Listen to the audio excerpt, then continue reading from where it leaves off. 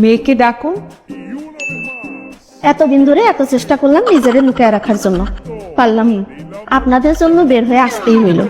হতাশ, খুবই হতাশ। মা, মেয়েগুলো কি বলে? চা খাবেন? ঢেলে দেই। আচ্ছা, এই স্যুটে আমাকে কেমন লাগছে? So beautiful, so elegant, just looking like আ ওয়াও। আচ্ছা, তুমি কি এর আগে কখনো প্রেম করেছো? কয়েকটা করেছি। কাজটা কি তুমি ঠিক করেছো না? না, আমি নিজেকে নির্দোষ প্রমাণ করতে চাচ্ছি না। আমি যখন জানি আমি দোষ করেছি, তখন আমি কেন নিজেকে নির্দোষ দাবি করব? আমি দোষী। আমি কি আপনাদেরকে একবারও বলেছি আমি নির্দোষ? তখন আমার আবেগে কাজ করেছিল, বিবেকে কাজ করে নাই। বিবেকটা কাজ করলে পৃথিবীর সর্বশ্রেষ্ঠ আদালত হচ্ছে মানুষের বিবেক।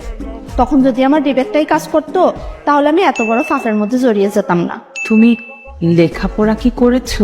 জি, প্রাইভেট ইউনিভার্সিটিতে। ভাগ্যিস আমার বাবা মার অঢেল টাকা ছিল না, তাহলে আমাকেও অনেক টাকা দিয়ে প্রাইভেট ইউনিভার্সিটিতে পাঠাতো অশ্লীলতা শিখাতে। আচ্ছা মা, তুমি তো আমার ছেলেকে আগেও দেখেছো, প্রথম দেখায় কেমন লেগেছে? আমি ওনাকে প্রথমবার যখন দেখেছি, আমি তো তখন পুরো কেঁদে দিয়েছিলাম। আচ্ছা, মুরব্বীদের সাথে কি মানুষ এইভাবে কথা বলে? আমার ভুল হয়েছে। হ্যাঁ, আমরা ক্ষমা করে দেন। কি মেরে বাবা, তুমি এখান থেকে যাও তো, আমি তোমার মুখও দেখতে চাই না। তাহলে কি অন্য কিছু দেখাবো?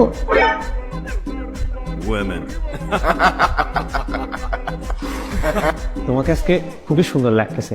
সিনেমা করেছো নাকি? কমো না, আমার শরম করে। আসলে আপনার মেয়ে খুব মুখে মুখে কথা বলে, আমরা এমন মেয়ে পছন্দ করি না। বাসায় এসে মেয়ে থেকে চলে যাবেন রিজিট করে, তা হবে না। শাহিন নজিরগুলোকে ধরে ফেল।